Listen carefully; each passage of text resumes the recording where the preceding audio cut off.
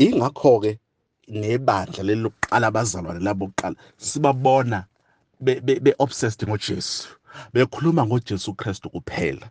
Siyabona ukuthi even nalapha kwincwadi yezenzo chapter number 3, oPetro benoJohane mabehlangana nendoda lapha eyisinxibe efuna imali kubona phambi komnyango wethempeli, oPetro bathi akukho okuthile esingakunika kona, asinayo imali, asinayo, but esinakho sizokunikeza kona, but egameni likaJesu. Into abakade bekhuluma ngayo, it's the name of Jesus Christ. Siyathola ukuthi emva kokuba sebesiphilisile leso shosha, abantu bebaningi bemangele, uPetro waphinda futhi nalapho chapter number 3 washumayela, and mayishumayela nalapho uPetro ushumayela ngoJesu Kristu. Akashumayeli ngezinto eziningi, ushumayela ngoJesu. Imeseji yakhe nalapho chapter number 3, it's Christ centered. Ushumayela nje ngoJesu Kristu, uchaza ngoJesu Kristu ukuthi lo yena anibethelayo, uNkulunkulu wamvusa kwabafileyo, kholwani yena, insindiso ingoJesu Kristu.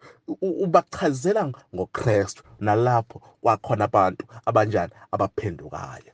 Waphenduka abanye abantu abalinganiselwa, abantu sebebonke abaphenduka chapter 3 nabaphenduke chapter 2, amadoda ewodwa ayalinganiselwa u-5,000 wabantu bephenduka.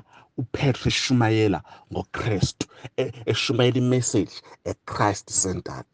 If sizoshumayela imessage eChrist centered, if sizophakamisa uKristu, sishumayele ngoKristu, uMoya oNgcwele uzofakazela lo msebenzi lowo, noma uzofakazela leyo sermon leyo ngokuthi aphendule abantu, aguqule abantu ukuthi bakholwe, njengoba ayebaphendula kwi-early church.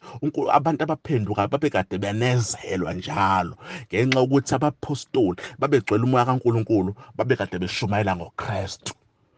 So siyathola ukuthi-ke abantu babekade bephenduka lapho, but siyathola ku-chapter number 4 ukuthi babe sebebizelwa kwisigcawu noma kwikhansela ukuthi bezoquliswa manje oPetro benoJohane. Siyathola ukuthi hey, kwabonakala ukuthi babethi beyababuza, bachaza oPetro ukuthi no, lo muntu njengoba nimbona ephila nje igama likaJesu, alikho elinye igama elinikezwa abantu besindiswe ngalo, igama likaJesu. Baqinisa indaba kaJesu, umuntu aba-obsessed ngaye abafundi kwakade kuKristu.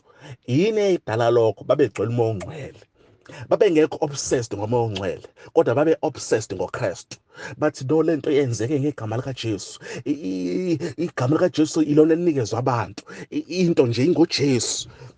Kwacaca ukuthi yabona ikhansela ukuthi hey, yazi lesi simangaliso senzekile ngempela, ayikho into esingayenza kulabantu. Bagcina bathi ongcono asibavimbe ukuthi bengabe besawuqhubezela lo monakalo. Bathi lalelani madoda, ningabe nisakhuluma ngegama likaJesu, ningabe nisayenze lento ni obsessed ngoJesu, nihambe nikhuluma ngoJesu, ayiphele, yekani, ngabe nisakhuluma ngoJesu. Lithi iBhayibheli oPetro bathi nikuphi nikubona kukuhle emehlweni kaNkulunkulu, ukuthi silalele nina noma silalele yena uNkulunkulu. Bazoqhubeka bakhulume ngegama likaJesu Kristu. Uyabona ukuthi ngisho bethuliswa kuthiwa yekani ukukhuluma ngoJesu, abayeki ukukhuluma ngoJesu ngenxa yokuthi banomoya ongcwele. uJesu abezomshini ngaye, uJesu abanakuyeka ukukhuluma ngaye, ngoba kunale force, kunalamandla angaphakathi kubona abenza bakhulume ngoJesu, okumoya ongcwele. Kunomoya ongcwele obenza benaka uJesu, obenza bekhulume ngoJesu. Lithi iBhayibheli ngisho ikhansela mayibezwa bekhuluma oPetro, kuthiwa yazi yamangala ikhansela, yathi ha ayingeke. oPetro ngoba siyabazi nje ukuthi abatrainiwe ngokwama-scriptures, siyabazi ukuthi oPetro abafundiwe, isibindi esingaka basithathaphi, kanti banomoya ongcwele.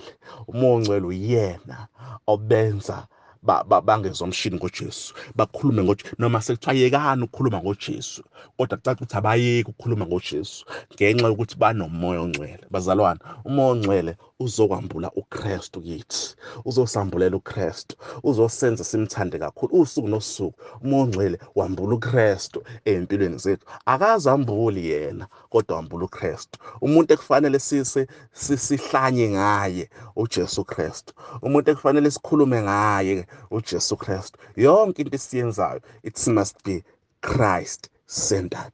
Konke kube ngoJesu Kristu.